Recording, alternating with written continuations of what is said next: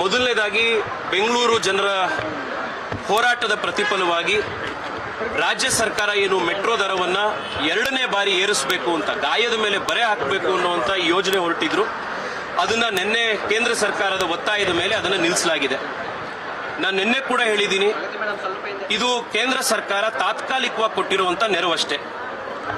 Metro ದರ ಪದೇ ಪದೇ ಏರ್ತಾ ಇರುವಂತದ್ದು ರಾಜ್ಯ ಸರ್ಕಾರ ಇಷ್ಟು ವರ್ಷಗಳು ಹಿಂದೆ ಎಲ್ಲಾ ಸರ್ಕಾರಗಳು ಕೊಟ್ಟಂತೆ ಬಜೆಟ್ನಲ್ಲಿ ಶ್ಯಾಡೋ ಕ್ಯಾಶ್ ಸಪೋರ್ಟ್ ಏನು ಬಜೆಟ್ನಲ್ಲಿ ಮೆಟ್ರೋ ಕೊಡ್ತಾ ಇದ್ರು, ಅದನ್ನ ಈ ಸರ್ಕಾರ ನಾವು ದಿವಾಳಿ ಎದ್ದೋಗಿದ್ದೀವಿ, ನಾವು ಖಾಲಿ ಟ್ರಂಕ್ ಆಗಿದ್ದೀವಿ, ನಮ್ಮ ಹತ್ರ ದುಡ್ಡಿಲ್ಲ, ಆ ಕಾರಣಕ್ಕೆ ನಮಗೆ ಕೊಡಕ್ ಆಗೋದಿಲ್ಲ, ಅದನ್ನ ನೀವು ದರ ಏರಿಸಿ ಪ್ರಯಾಣಿಕರಿಂದನೇ ತಗೊಳ್ಳಿ ಅಂತ ಹೇಳಿದ್ದಾರೆ.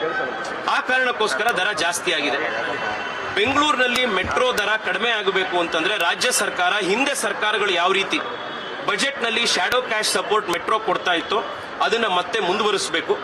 ಮಾನ್ಯ ಮುಖ್ಯಮಂತ್ರಿಗಳು, ರಾಜ್ಯ ಸರ್ಕಾರ ಫೇರ್ ಫಿಕ್ಸೇಷನ್ ಕಮಿಟಿ ಎದುರುಗಡೆ ನಮ್ಮ ಹತ್ರ ಆರ್ಥಿಕ ಸ್ಥಿತಿ ಇವತ್ತು ಬಹಳ ಕಷ್ಟದಲ್ಲಿದ್ದೀವಿ, ನಮಗೆ ಇದನ್ನು ಕಂಟಿನ್ಯೂ ಮಾಡೋಕ್ಕಾಗಲ್ಲ ಅಂತ ಹೇಳಿದ್ದಾರೆ. ಇದು ಬಹಳ ಚಿಂತೆಗೀಡುವಂತ ಒಂದು ವಿಷಯ. ರಾಜ್ಯದ ಸ್ಥಿತಿ ಹೀಗಾಗಿದೆಯಾ ಅಂತ ಬರ್ತಾ ಇರೋ ಬಜೆಟ್ ಸೆಷನ್ ನಲ್ಲಿ ಮುಖ್ಯಮಂತ್ರಿಗಳು ಶ್ವೇತಪತ್ರ ಹೊರಡಿಸಬೇಕು.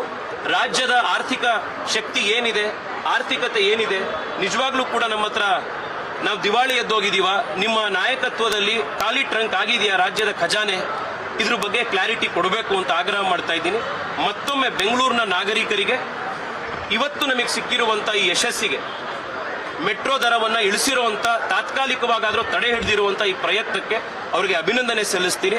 ಅವರ ಬೆಂಬಲಕ್ಕೆ ಯಾವಾಗಲೂ ಕೃತಜ್ಞತೆಯಿಂದ ಇರ್ತೀವಿ ಅಂತ ಈ ಸಂದರ್ಭದಲ್ಲಿ ಜನಕ್ಕೆ ನಮಸ್ಕಾರ ಮಾಡ್ತೀನಿ.